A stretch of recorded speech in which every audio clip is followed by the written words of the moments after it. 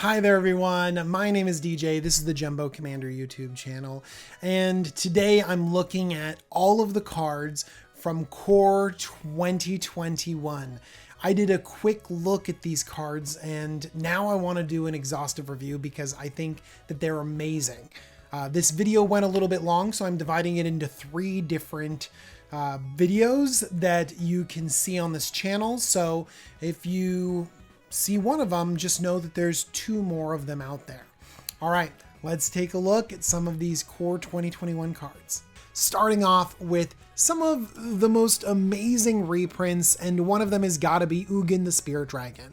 This 8 CMC Planeswalker comes down with 7 loyalty, +2, 3 damage to whatever you want, which is fine, but really you have it in here for the -X. Exile each permanent with converted mana cost X or less that's 1 or more colors. Selective board wipes are very, very good. You can set them up either by deck building, like including a bunch of artifact ramp or artifact or colorless creatures. I mean, this goes really great in an Eldrazi deck or a Karn deck or something like that. But also you can tick down, like you can -5 if you have a really important 6-drop that you want to keep around. You know, and -7ing this, I know that that's a pretty inefficient board wipe, but it exiles and the flexibility is really great. Ultimate -10, gain 7, draw 7, put 7 permanents into play. Yeah, that's pretty good too.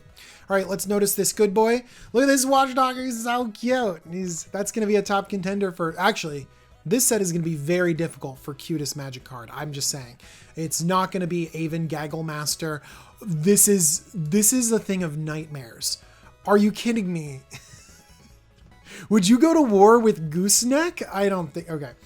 Bane Slayer Angel. This is a reprint, and many people are underwhelmed with this card in Commander, but I have to say, it might be better than you think. Look, you don't want to just do nothing the entire game of Commander. You want 5 drops.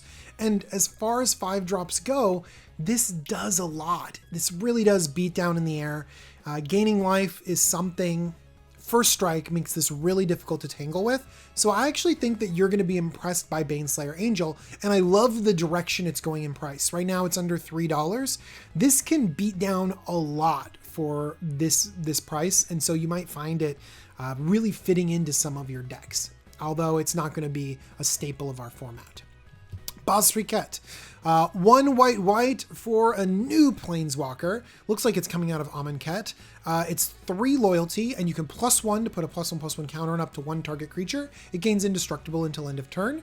A counter for a +1 is blah, not that great. You know, we have Planeswalkers at 3 and 4 mana that put +1/+1 counters on our whole team, you know, rather than just 1. Okay, indestructible just until end of turn means that, well, it can tangle in combat, but it's not giving our board protection. Okay, maybe we like this card for the -2. Whenever 1 or more non-token creatures attack this turn, create that many 1/1 white soldier creature tokens that are tapped and attacking. Okay, so how many tokens do you want to make this Planeswalker worth it? Are we playing like Spectral Procession? Like, how many do we actually want? Like 5 or 6? Because that's what I'm thinking about. And then I'm wondering, when are you attacking with 5 or 6 non-token creatures during a turn? Like, have you just overcommitted to the board? So I'm really thinking that bosstree is not fitting into our format very well. If you want +1/+1 counters, there's other Planeswalkers. There's a Johnny. 3 mana Johnny also gives your creatures flying and double strike. Like, that's a pretty big punchy effect for Commander, rather than putting in tokens. And I think the thing that kills this is that if 1 or more non-token creatures attack this turn, like I could imagine this in a token deck, just imagine like a Darien deck, and you're like, all right, I'll attack you with 20 1/1s, and then you're just like, make 20 more. Like, that sounds fun, but we have to have real creatures to trigger this. So I'm like, no. You get an emblem with at the beginning of combat on your turn, create a 1/1 white soldier token, then put a +1/+1 counter on each creature you control. Great ultimate, but you're not getting there anytime soon. So I'm going to pass on bosstree. Let's take a look at Bosphorus' Lieutenant, because I think that this could be a solid card.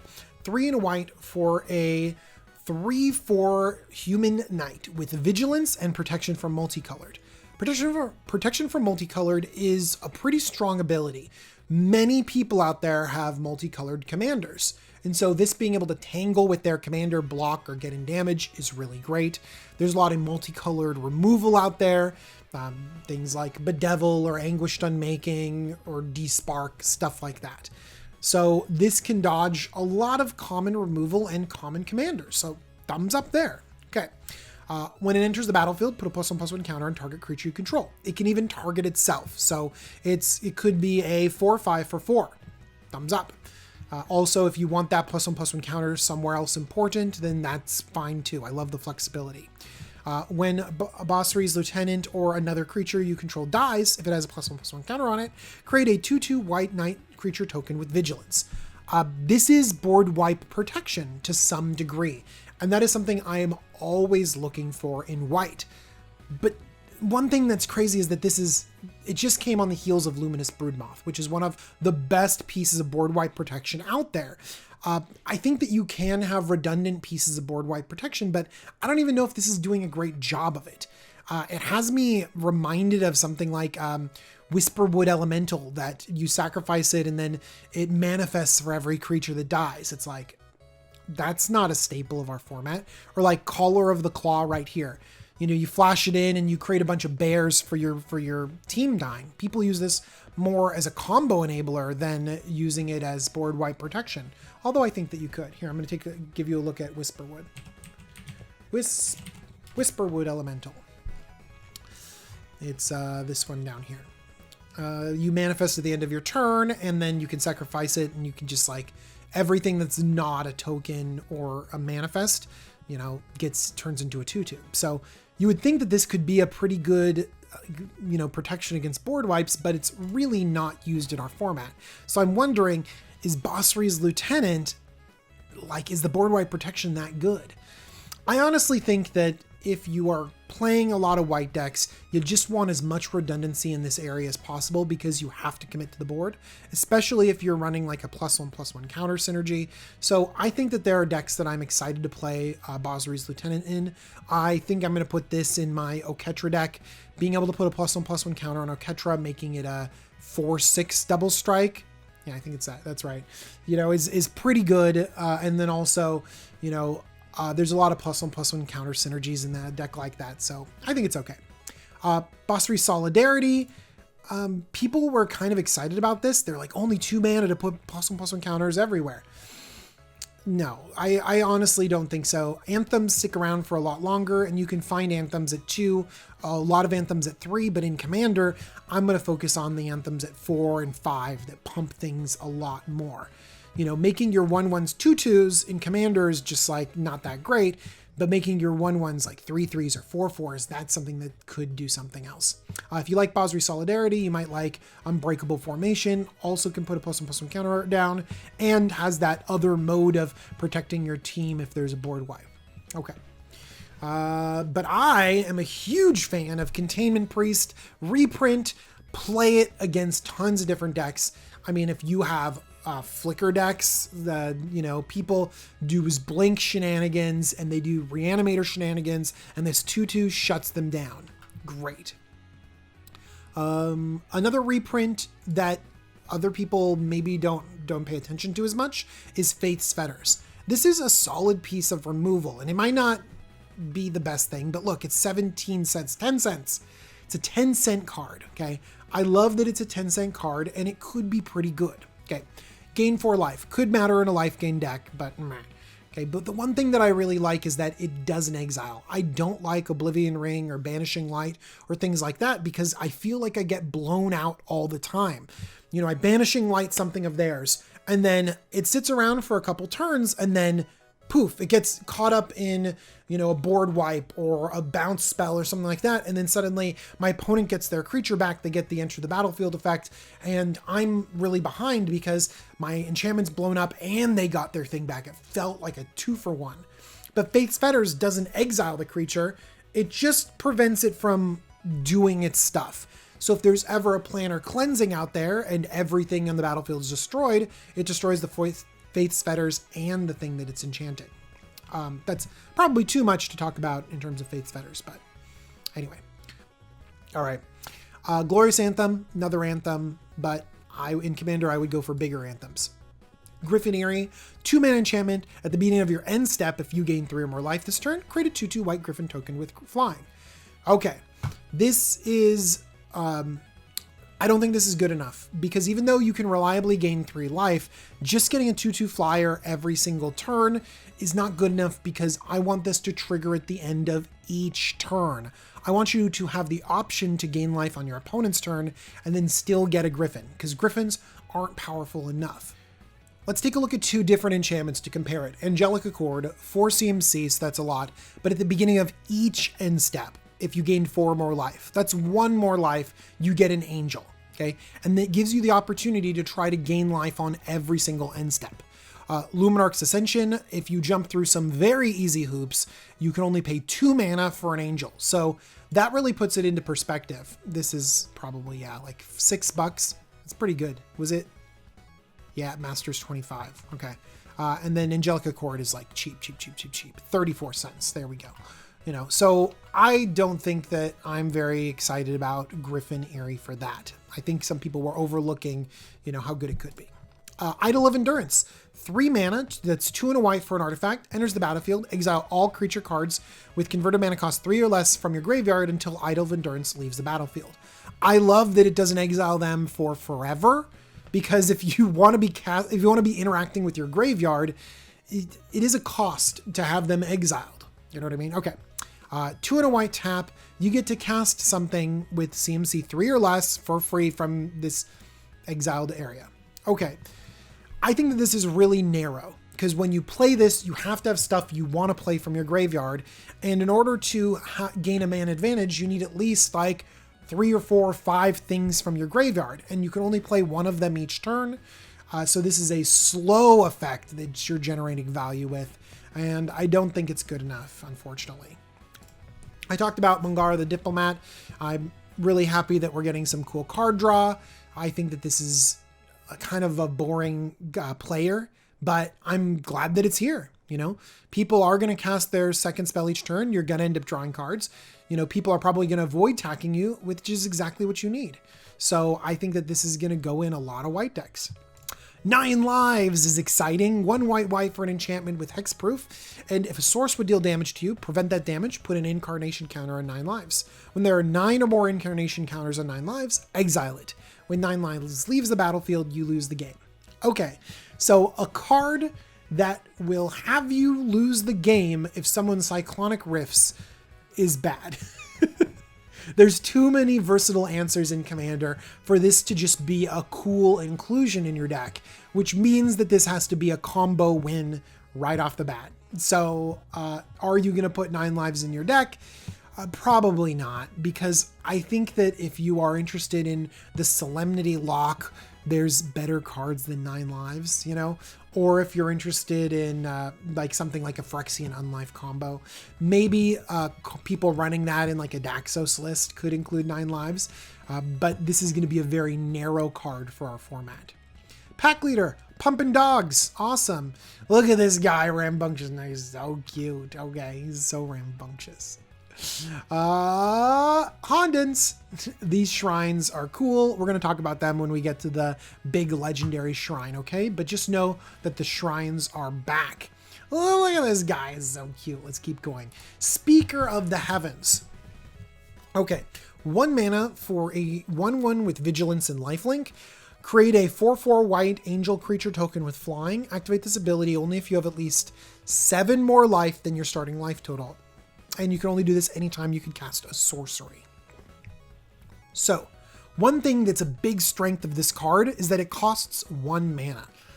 Ranger Captain of Eos and Ranger of Eos are cards in white. And they are often cards that are run in these life gain decks because you want to get things like Martyr of Sands sometimes, but mostly like the Soul Sisters, so Soul Warden and Soul's Attendant. Okay. And so these mono white or white black life gain decks often run those, and so you can get Speaker of the Heavens pretty easily. And I gotta say, in these life gain decks, it's very easy to get it 7 or more life. Granted, the payoff of just getting an angel every turn is like, okay, fine.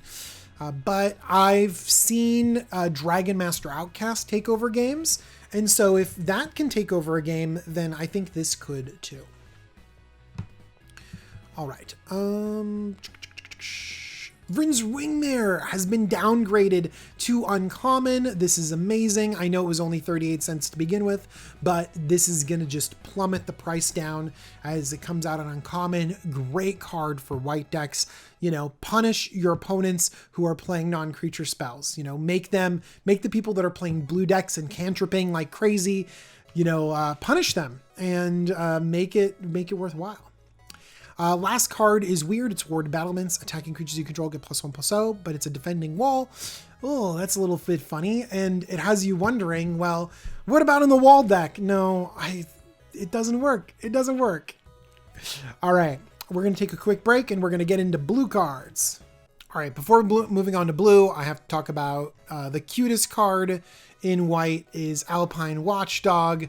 The best art has to go to Sanctum of Tranquil Light. Look at this beautiful sunflower shine. I love it. And then the card that I'm most excited about is probably Bhangarh the Diplomat. It just seems to be really powerful and I want to see how it plays. Second place is going to be Bosstree's Lieutenant. Now, getting on to blue, we have something I'm immediately excited by, and it's Bahrein Tolarian Archmage. 1 blue for a 2/2. When it enters the battlefield, return up to one other target creature or planeswalker to its owner's hand. This is a great move for bounce creatures. Targeting planeswalkers is great. Being able to target your own stuff is really great too. And this is at the same CMC and power and toughness as Mana War and other classic bounce creatures. At the beginning of your end step, if a permanent was put into your hand from the battlefield this turn, draw a card. So if you happen to set yourself back on tempo by actually rebuying your Planeswalker, rebuying your Enter the Battlefield effect, then actually you get another card out of it. Bahrein is very good. I'm even excited about it in Anala decks and other wizard tribal decks. It's crazy to make token copies and bounce him and bounce tokens and keep rebuying Bahrein. There's a lot of shenanigans to happen with this card. All right, next we have a confusing one, Discontinuity. 3 blue for an instant. As long as it's your turn, this spell costs 2 blue less to cast. So it really takes this down in mana cost to just 1 and a blue. It's an instant. It says end the turn. Now, this seems pretty confusing. Why would you want to end the turn? Well, there's some decks where you have effects that are really good for you that only last until end of turn. Think about cheating big creatures into play or creating huge tokens. And then on the card, it says, well, these are going to go away at the end of turn. Well, if you put those go away at the end of the turn triggers on the stack and you just say Discontinuity, basically it'll go bloop and it'll erase all those triggers. Everything will stop and then it'll just end the turn. And all those triggers that say get rid of your creatures, all those triggers that say get rid of tokens, will all go away. Like, these are tricks that people use with Sundial of the Infinite and things like Geist of St. Traft, stuff like that. But the flexibility of being able to end your opponent's turn is also really good. That's why this can be compared to sort of Time Stop. I know it's a little bit harder to cast than Time Stop, but being flexible enough to be able to be used on your turn is great. I mean, if you think about this, not just from the I have tricks angle, but the I'm going to disrupt my opponent angle, this is a counterspell. This is a fog. This is a stifle. It just does anything. It could even be a time warp or a time walk effect if you're on 1v1. So Discontinuity is pretty flexible, but I honestly think that for 6 mana, you really need to be cheating your own stuff too. You need to be able to be casting it on your turn sometimes to get some good benefit out of it. Okay, a Ghostly Pilferer. 1 and a blue for a 2/1. Whenever it becomes untapped, you may pay 2 if you do draw a card. I'm going to skip down. Discard a card. It can't be blocked this turn. Whenever an opponent casts a spell from anywhere other than their hand, draw a card. Okay, so this is basically Key to the City on a dude. Tap, discard a card. Target creature is unblockable. When it gets untapped, you may pay 2 to draw a card. Okay, this is actually a little bit, I don't know, it's a little bit better on itself, but Key to the City can also give something gigantic or with infect unblockable. But it's nice that this is a built-in effect on a dude. Like if you want a spirit deck, if you want a rogue deck, if you have decks that want to get in for damage, you want like a ninja deck or something like that, then this could be good. I can see the tempo in here.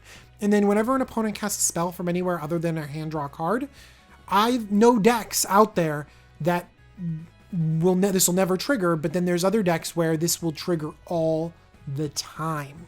Okay, so that text is relevant sometimes. Okay, let's keep skipping. I want to talk about Miscast because 1 blue mana instant, counter target instant sorcery spell unless its controller pays 3. Okay, this is not Spell Pierce, okay, but I mean, it's kind of close, right?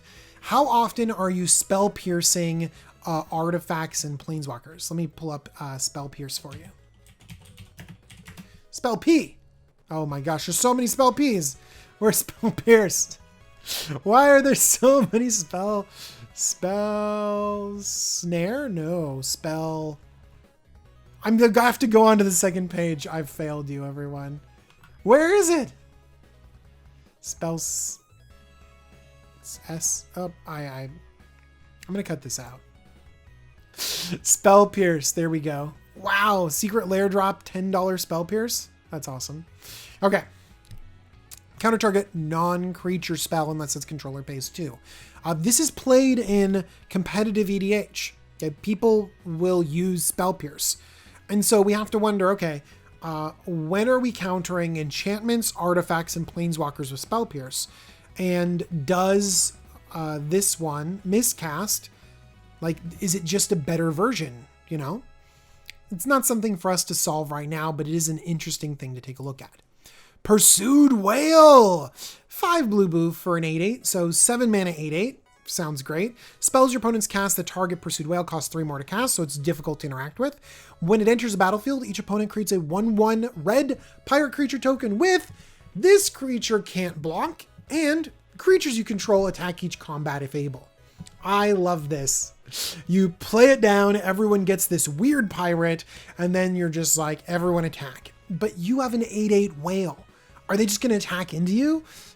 Probably not. I mean, they might attack into you with the pirate, hoping that you block, but they might be sending stuff at other people. You might funnel a bunch of attacks at a different opponent. That's great. That's exactly what you want to do. So I'm okay with this. And especially if you have the board presence to have an 8/8, like that's great. Super happy about Pursued Whale. Obviously, it's not like top tier commander card, but it is goofy 7 mana whale, obviously. All right, skippity skip. Sanctum of Calm Waters. Notice the shrine. We're going to talk about it when we talk about all the shrines. Thumbs up. See the Truth. Bad Anticipate because it's at sorcery speed, but if the spell was cast from anywhere other than your hand, you get to draw 3. Draw 3 for 2. Woo, that's nice. So when do we play this card? Because I think a lot of spells matter decks that interact with spells and cast them from your graveyard, like Snapcaster and stuff like that, they don't want sorceries. So I'm really wondering what the trade-off is. Like, you know, if we're running, I mean, maybe it's because we're running Baby Jace. If you're running Baby Jace as your commander, 2 mana Jace, Jace Vryn's Prodigy, where it gives something flashback from your graveyard, then See the Truth is an auto include. But if you're running like the Snapcaster Mage type deck, this kind of prowess, interesting deck, then I don't know if it's exactly what you're looking for. Shacklegeist is 1 blue for a 2/2 flying spirit. Can only block things with flying. Tap 2 untap spirits you control. Tap target creature you don't control. If you have a spirits deck, sometimes you just want a critical mass of spirits. This is a spirit. Shipwreck Dowser, 5 CMC, 3/3 prowess. Get an instant or sorcery back. Sometimes you want more of this effect. A 3/3 prowess is better than the body of other creatures that do this, and it's a merfolk and a wizard, and it's going to be cheap coming in at uncommon. Stormwing Entity, 3 blue for a 3/3 flying prowess. But If you cast an instant or sorcery this turn, it costs 2 and a blue less to cast. That is a crazy rate. 3 less to cast? That's a 2 mana 3/3 flying prowess. You know, I like prowess a lot, and we're starting to get a critical mass of prowess. Maybe we could get a prowess deck, like, you know, blue-white Monastery Mentor, you know, get all sorts of spells in there, you know, get them. Oh, by the way, you get to scry 2 when it enters the battlefield. That's crazy. I mean, I kind of like the idea of like tempo, prowess. You know, the Ethereal Forager was a cool card that I kind of want to play with that doesn't really fit Commander very well, but it might fit a very specific deck. And I feel like Stormwing Entity could be in that deck. Okay, let's actually talk about some big splashy spells. Sublime Epiphany. 4 blue for an instant. Choose one or more, whatever you want. Counter target spell, counter target activated or triggered ability, return target non-land permanent to its owner's hand, create a token that's a copy of target creature you control, target player draws a card. Whoa, super cryptic command. This is crazy. Okay, so first thing that we have to think about is, okay, is this a good counter spell? Well, we've seen top-end counter spells really lose a lot of value, because if you ever have to hold up 6 mana to counter something, it's not good, you know. But Cryptic Command is pretty good, and that's at 4 CMC. Okay, Mystic Confluence is pretty good, but it's at 5 CMC. Desertion, also at 5 CMC, is like, oh, on the fringes, doesn't really see play as much anymore. The one that is a mana drain, like I don't remember what it's called, but it's 3 blue, counter target spell, and you create treasure equal to its CMC. So it's kind of like a cool mana drain. People were hyped about that, but then it didn't really do very much. Draining Ilk, the weird flashy thing that comes in for 6 and drains something, that counters something, that is really on the fringes. Okay. So we have some casting costs that we very rarely see when it comes to counter spells, but it does so much extra stuff. The way that I like to think about this is kind of like in the same category as Torrential Gearhulk. Oftentimes a Torrential Gearhulk will flash back a counter spell, you know, or some other value spell. And this honestly has a lot of that value built in. The other thing that I love about this is that you can counter the spell and the activated or triggered ability. A lot of people are playing Eldrazi in our format.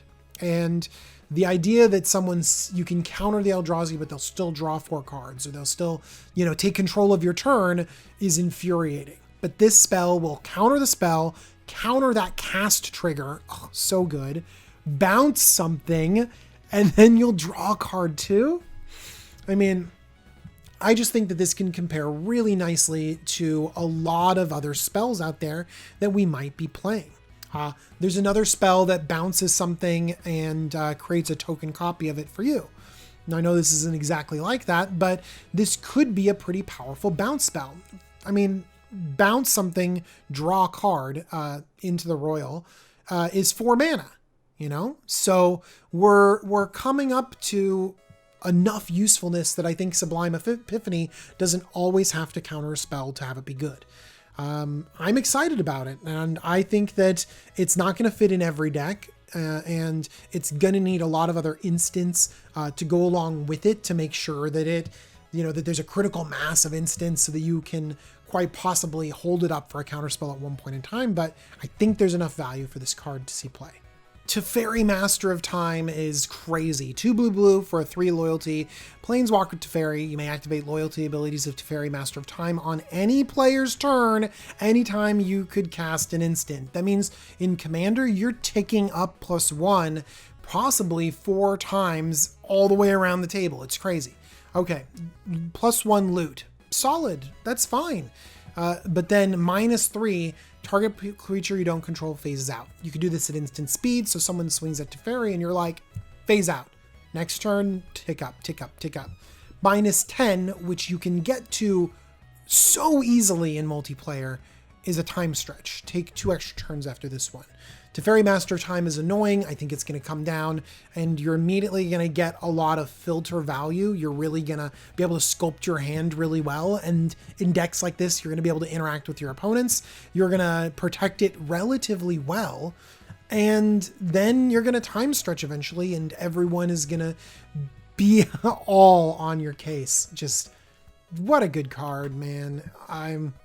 I don't know if this is going to be worth it. Like, you're going to play it and then everyone's going to hate you and attack you, or whether it's going to be really powerful and worth playing.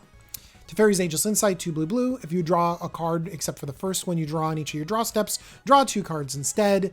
Alhammer's Archive. If you draw a card except for the first card you draw on each turn, draw 2 cards instead. This is a great card. And look, it was actually at a really high price tag. $18, and then in the mystery booster, it got down to $12, $13. So, I mean, this is, Teferi's Ageless Insight could be a cool reprint of this effect. I mean, Alhammer's Archive does have you gain twice that much life instead. But I mean, it's legendary. I mean, you could copy. This is legendary too.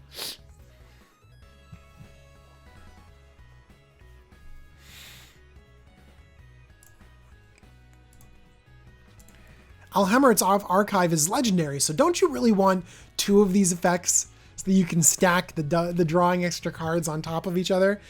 Because then you'd be drawing 2 cards instead. And then I don't even know, if you would draw a card except for the first one you draw on each of your draw steps, draw 2 cards instead. It sounds like a replacement effect.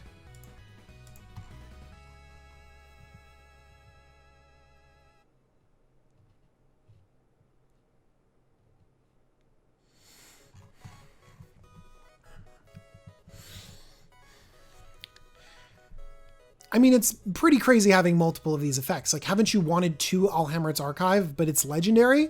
Well, now you can have 2 of them. And by the way, it's a cumulative effect. There we go. If you control 2, you'll draw 4 times the number of cards. Also, it's much cheaper than 7 mana Thought Reflection. If you would draw a card, draw 2 cards instead. All right. I think that this is pure greed. I love it. Teferi's Tutelage is another effect. 2 and a blue. Whenever you draw a card, target opponent mills 2 cards. Look at that mills right there. Love it so much. Okay, it also triggers having you draw a card and discard a card. It does target, so it's not Psychic Corrosion, which I think is the gold standard of this effect. Whenever you draw a card, each opponent puts the top 2 cards. So, but it's definitely better than Jace's Erasure, where it just does 1 card. No, lame. Okay, but I'm glad to have more of that effect out there in the world. Unsubstantiate is something worth noticing, but that's pretty much it for the blue. Let's take a look at the most adorable card in this, and the cutest one is this whale. Isn't it cute? Look at this adorable little whale. I love it so much. All right, and then let's look at the best art in blue, and that has to be the shrine. Oh, I know I just picked the shrine for white, but look at this beautiful shrine. I just love it. And then the card that I'm most excited about is not Teferi, because that's going to be the one that's the most powerful. Actually, the card that I'm most excited about is Sublime Epiphany, because it's going to be interesting. I honestly think that it's going to do everything, or it's going to rot in your hand. And I think that that's like an interesting card. Or Baron. I don't know. Baron's pretty good. Baron's pretty good. All right, let's move on to black. All right, everyone, thanks for joining me and looking at these cards. Remember, this is broken up into 3 different videos, so go ahead and check out the other ones if you haven't already. Remember that I love Cool Stuff Inc. and my patrons and you and Magic and Truffle Snout. Bye-bye.